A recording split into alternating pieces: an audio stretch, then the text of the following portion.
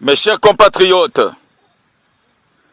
comme suite à l'accord qui vient d'être signé à Kinkala, nous prenons acte de la volonté de deux parties de désamorcer la crise et de rendre permissif le processus de paix dans le département du Pôle, en jugeant nécessaire d'arrêter les hostilités.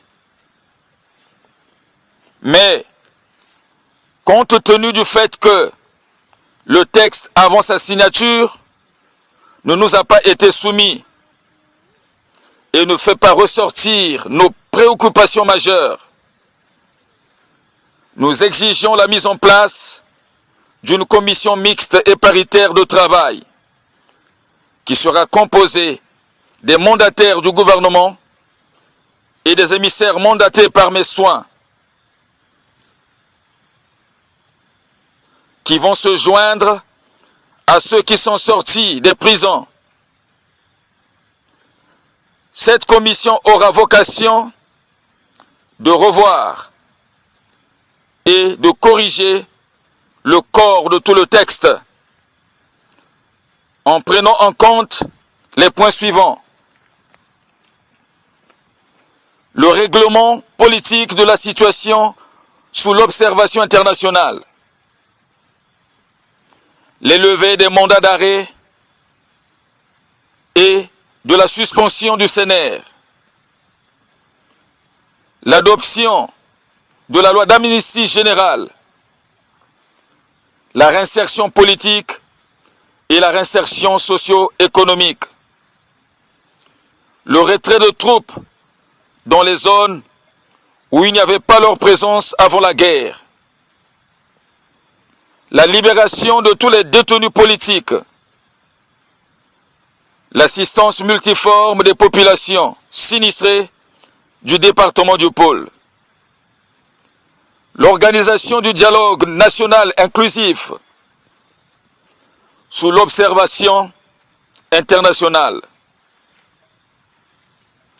In fine, le comité ad hoc de suivi des engagements de paix mettra en lumière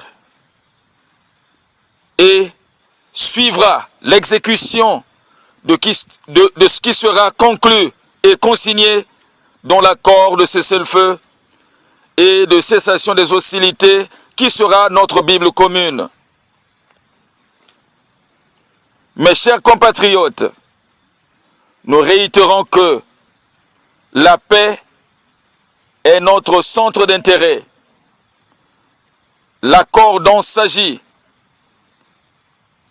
doit être revisité conformément aux principes généraux du droit. Il doit, en l'espèce, refléter les aspirations